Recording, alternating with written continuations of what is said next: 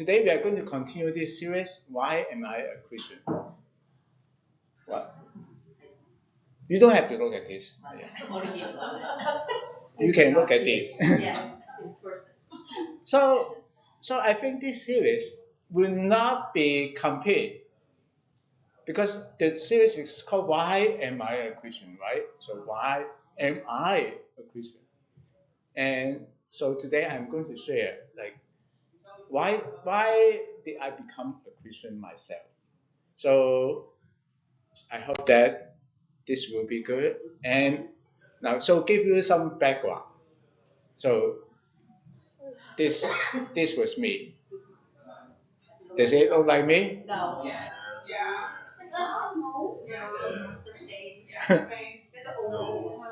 Okay. So I think I was about like 11 or 12 years old at the time. And that may be one of my earliest pictures. Now I have a couple more pictures that when I was a baby or a little kid. But then back then, like people, taking a picture is a luxury. So the only picture that I was able to take at the time was a black and white picture. And I We didn't have color then. well, we did not have color. Yeah. Back Yeah. then, it was time. No. It was only later that we have color pictures. I know that you are young, so you you do not know that you do not know that well you do not know the age that when the TV is all black and white and those TV that they are so huge and the screen is so small. Well, so I was raised up as a traditional in a traditional Chinese cultures. So my family and they believe in traditional Chinese religions. And if you know what that is that usually they worship they worship the idols, they worship their ancestors. And in terms of education, I was now even in Hong Kong there were many religious schools. I think Parliament to one religious school, right? I was never attend a religious school before, never. So in my whole education, so I was bringing up in a physics or a, a scientific education. And personally, myself, I favor a physicist. And the reason why was because I did not want anyone to be above me. If there's God, obviously He is above me, right? He is in control of my everything. And I did not want that. Now, not that I truly believe in atheism, but I favor it. And also, I did not think too much about religion at the time.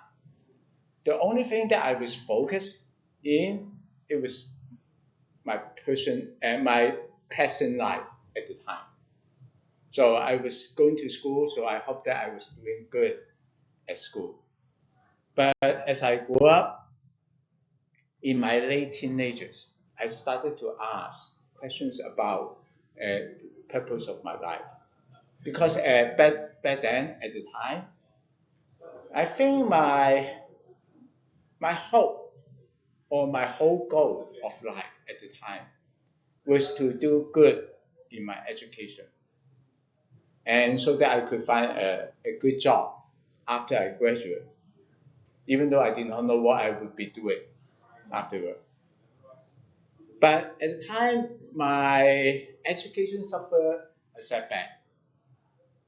So I began losing favor from my father, and I'm doubting, okay, since my whole purpose was in education, and I was not doing particularly good at the time, so I questioned myself, okay, so what will happen to my future? Because at the time, I think my parents were so successful in imprinting the concept that you need a good education to get a good job. And I did not like do good in education, so what will happen to me? And I asked a lot of questions myself. And in this picture, it was taken when I was in high school. I think I was about like 17, 18 at the time. Can you find me? The one that the hair looks like Ivan. Yeah. The hair looks like what? Ivan.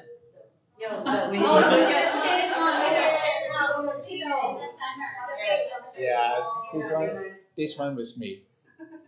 Okay, and you can see that like most of my classmates, you see that I think they were pretty happy at the time, but I was not, and that was why I took picture like this. So I I start searching for purpose of my life. And what happened was that I applied what I learned at school. So I don't know what you what you try to learn or what you try to do in school. Some people all they want to do is that they want to get a good grade from your school. And to me, I think I was a little bit different. I actually want to learn, and I do not know how many of you actually want to learn when you are going to school. Yeah. So I was also a teacher. I was a teacher for 3 years. I would say that most of my students they are only interested in getting passful education, not in education.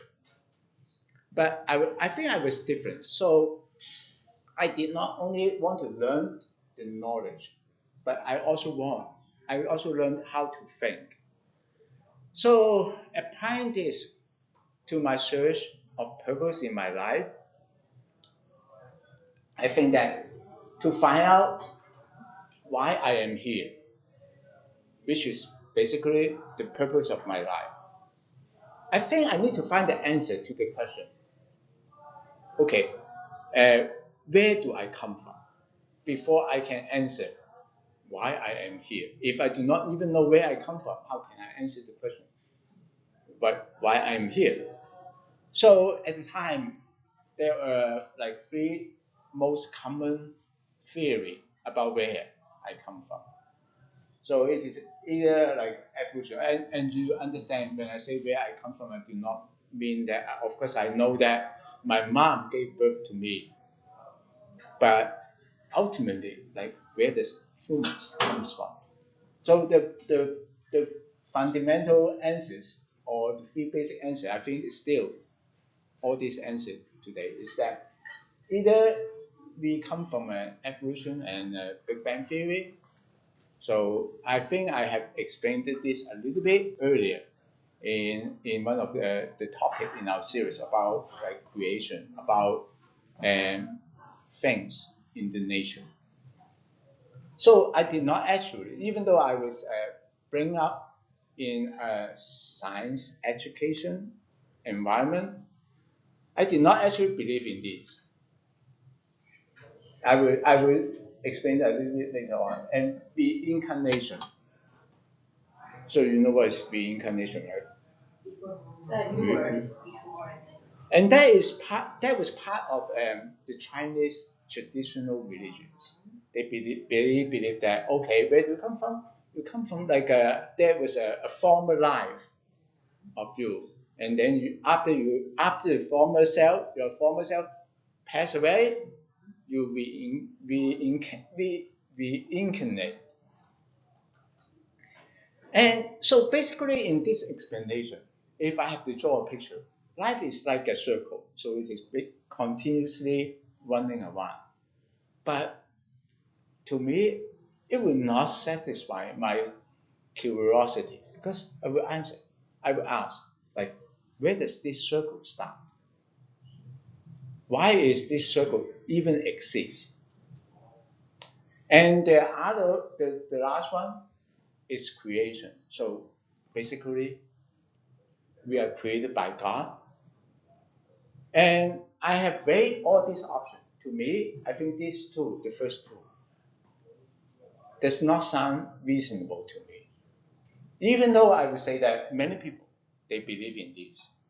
And in our Chinese culture, many also believe in reincarnation. But to me, they can believe what they can. But it doesn't mean, no matter how many people believe in those, it doesn't mean that it is reasonable. It doesn't mean that it is supported by evidence, and therefore it is true. And to me, I think creation may be the answer to the question, where do I come from? But as I was thinking about this question, one thing I found that is no matter how I search, no matter how much I think about it, there will never be a 100% answer for this.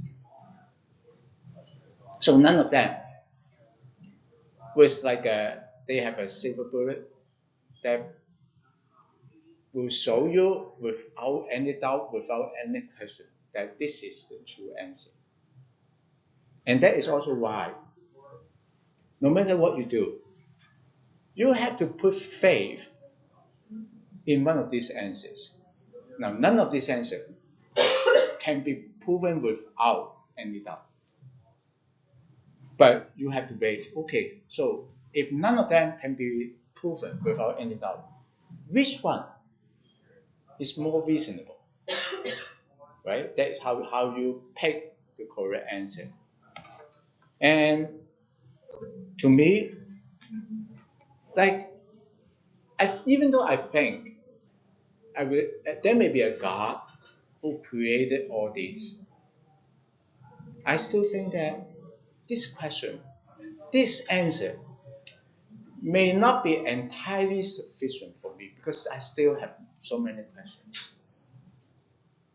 And I was thinking, like, there's no way that I can find a definitive answer to my question.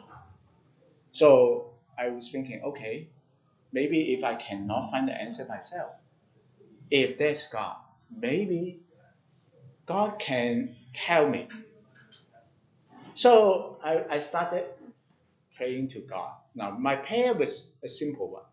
I just look up to the sky. Now, I'm not sure whether God is in the sky or not, but I think many people will think that God is in heaven. So I just look up. Now, even though he may not be in the sky, I think he can still hear me, because if he's God, he can hear me, right?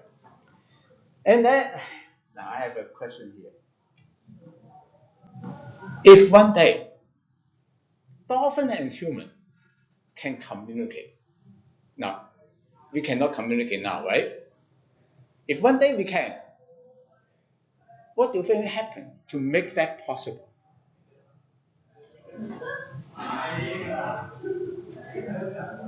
What will have to be done for a dolphin to be able to communicate with a man? Research. Huh? A lot of research. A lot of research, okay? And then we may have to invent something to make it possible. So you know that, like in this scenario, who has to make the initiative to start this communication? Man or dolphin? Man, right? Because the dolphin did not have that ability to do the research. They do not have internet. Or they are not able to access our internet, right? Dolphins are like, leave me alone. Let me swim. Right. So I think that the reason why I choose dolphin is because dolphin is pretty much considered to be one of the smartest animals in the world, right? But even like a dolphin is not able to like find a way to communicate with human being. It is similarly, I think we are not able to find a way to find God. But then on the other hand, the human being can find a way to communicate with dolphin. And now it will not surprise me that one day we can communicate with dolphin, right? Yeah, that is possible. Just because I think we are smarter, we are stronger. So similarly, I think that God will be able to find a way to communicate with me.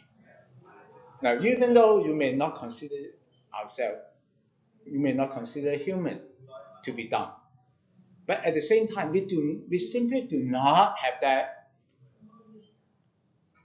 that skill, that ability.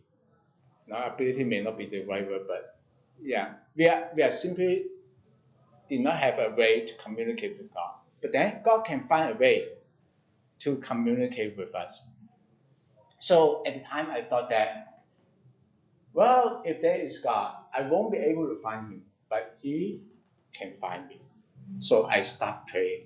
And also I thought that, well, it does not hurt to try, right? Now, the way that I pray may not be able to reach God, but it doesn't hurt. It doesn't cost me anything. Maybe just like a few seconds. My prayer was simple. God, if you are there, can you let me know who you are?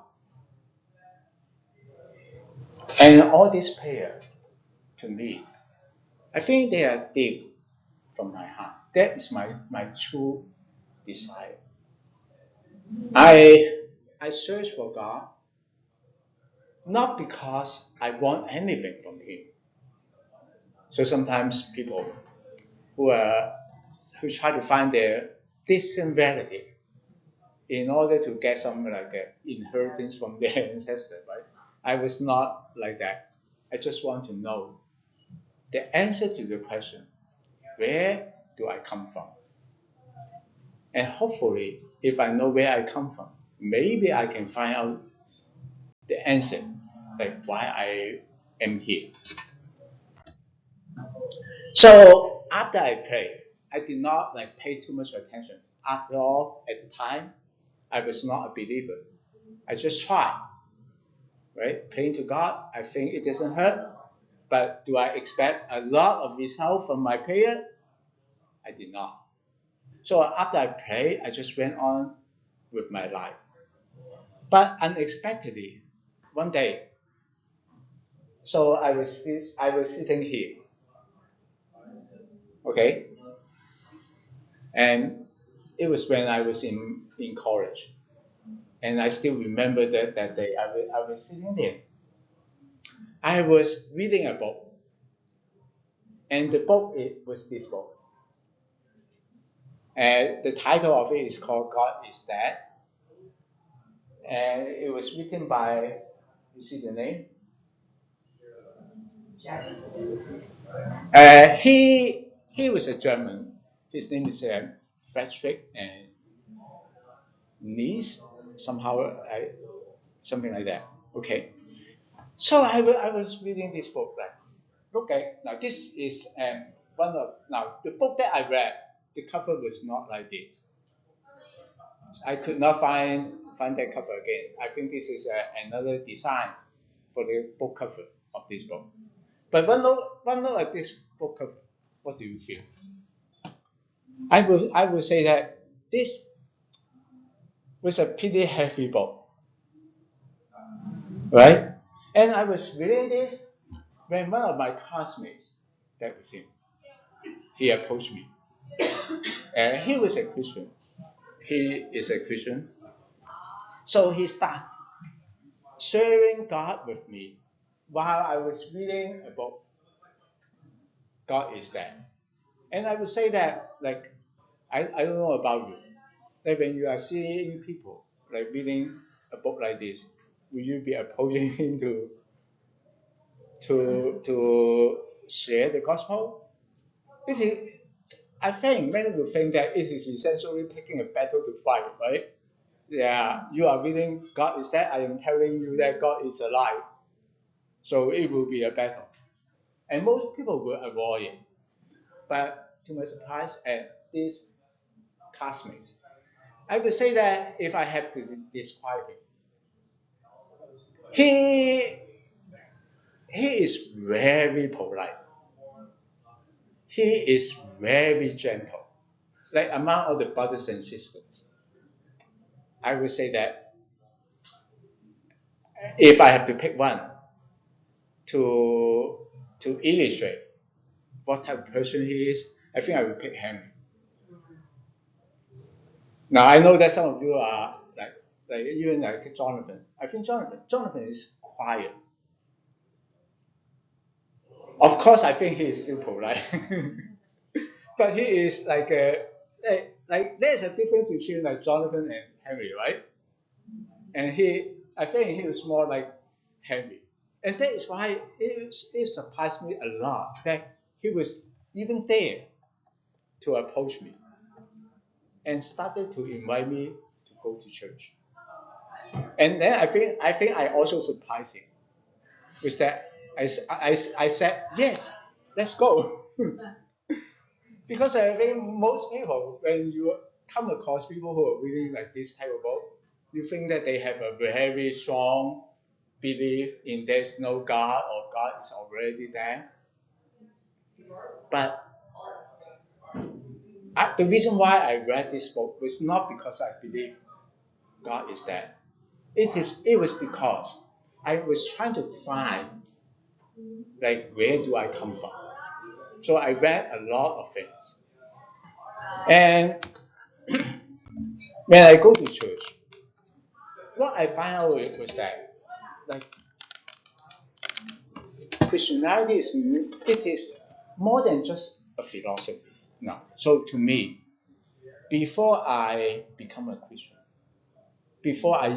well, that was the first time I went to a church.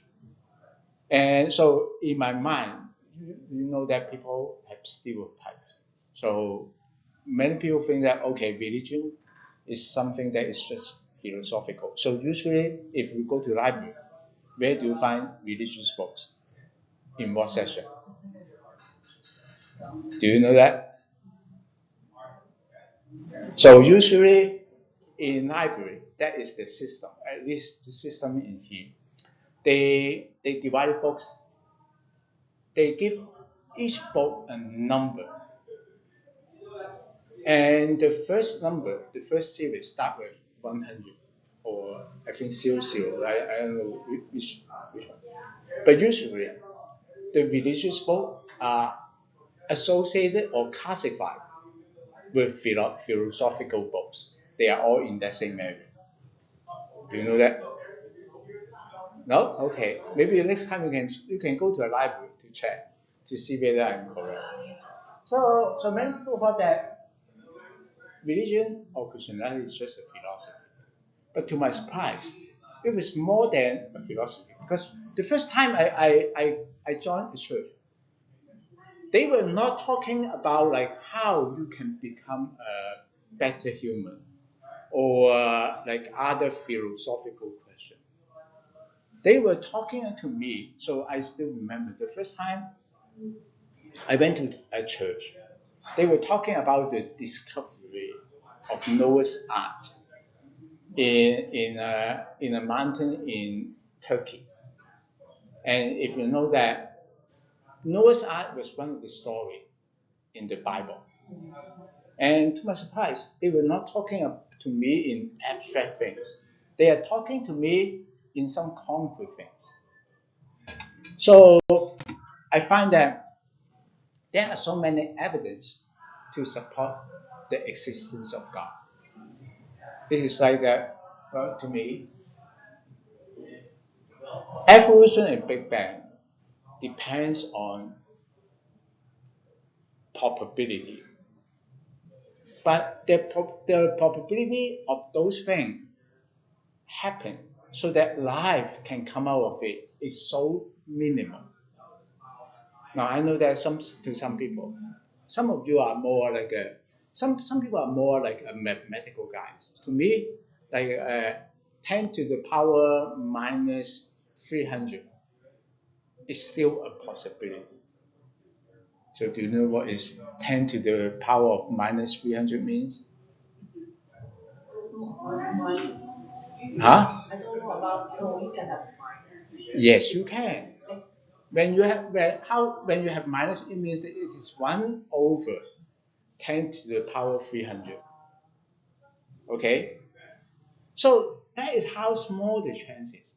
And to now, I know certain people who just like I have coworkers who read the floor plan and say that well this wall is exactly 12 feet 7.543 inches, and I think that is not correct because this wall first is built by human. There are human errors. They are not to that standard. And secondly, because of temperature, this wall will continuously change, right? So sometimes it is not about mathematics. It is about reasonableness. And those chances, even though you can argue, they still exist. Practically, what it means is that it doesn't exist. So that was one of the reasons why, even though I was brought up in a scientific education, I think I understand meaning of the numbers. I do not look at it as just a number. I look at it as something that has meaning. And to me, those possibility means that it doesn't exist at all. Yeah. And also, like during the meeting, they shared to me about like creations. Like I've shared to you in the beginning of this series. Like everything has to be so amazingly becoming what it is, or it will not exist at all. Like you guys know that we have cars, right? Now think about it. What if, like 10,000 years ago, someone someone invented a car? Okay, will it be useful?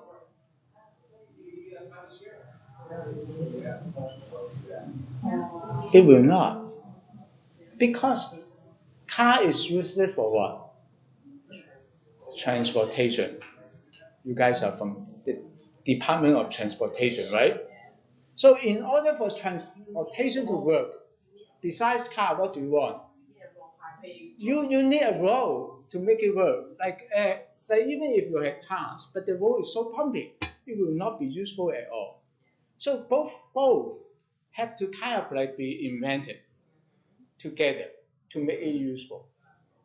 And in order for one of these to develop, the chance is very minimal. Like so that is why it requires some human wisdom to make transportation work. Now, I would say that many of the things in the nature is even more amazing than transportation. Like the cars that we have, they break down. The roads that we have, yeah, they always break down, right? Usually, when we want to like go a certain area, we find that oh, that road is so bad. Yeah, we want to avoid it. But this road has been going on for a long time. So in order for everything to work together, everything has to be like balanced, yeah.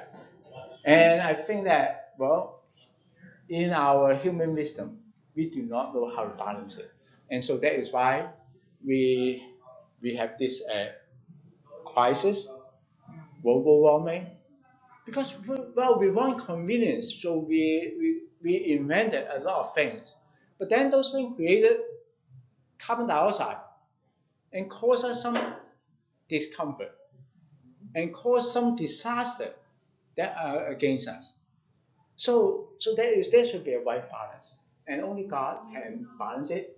And also, I found that well, as I go to their meeting, I find that there are many archaeological support for Bible stories, just like I mentioned, like the discovery of Noah's Ark, and also the prophecies that I mentioned last time. So I would say that there are overwhelming evidence to support the existence of God. Now,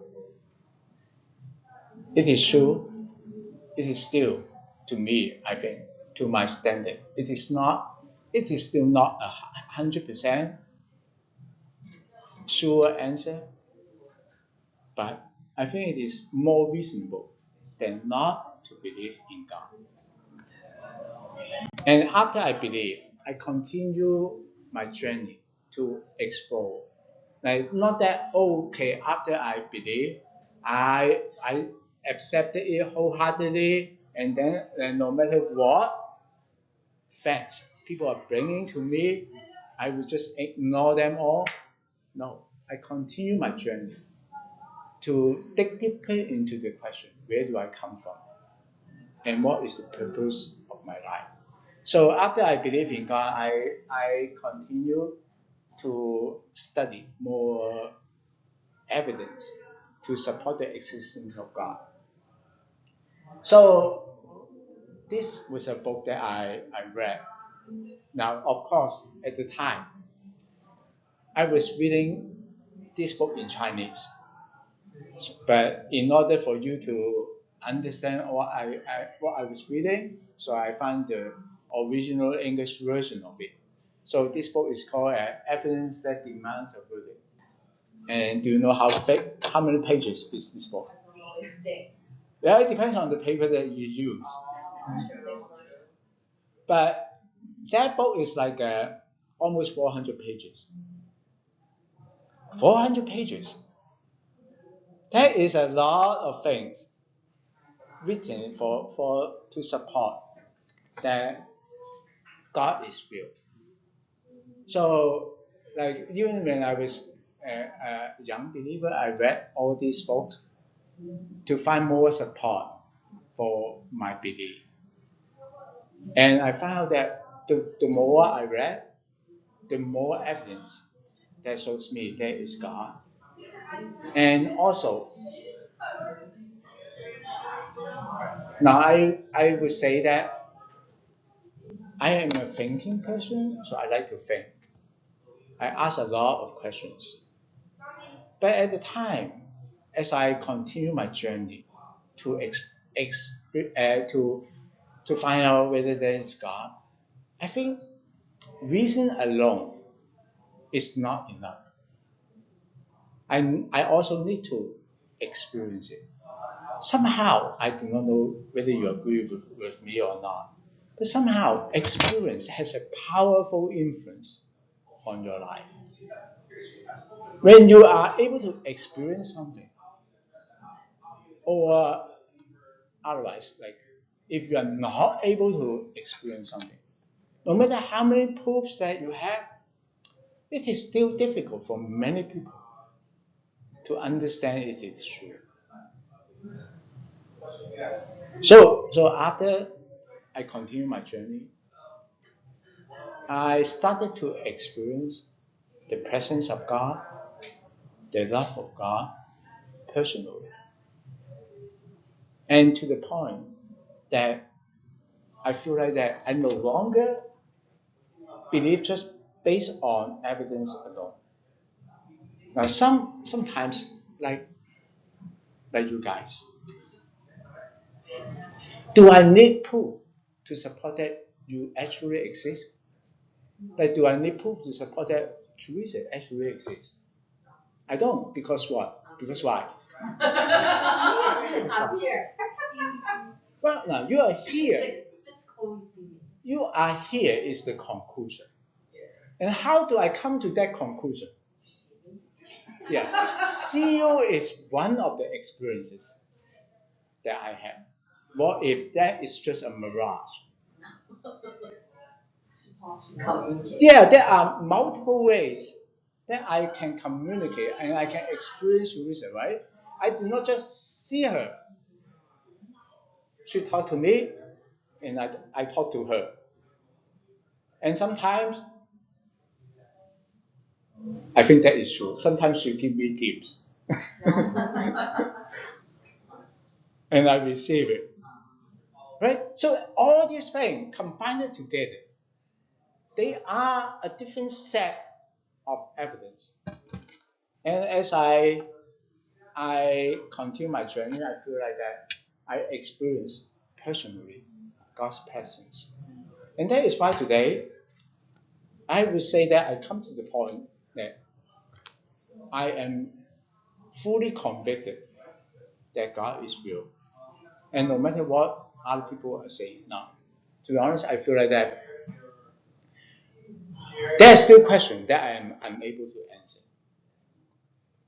I'm not going to share about these questions here now. But if you are interested, we can talk about it later on. But even if there are questions that I'm unable to answer, I think the existence of God, His relationship with me, is so real that I can still believe in Him, even though there are questions that I cannot answer.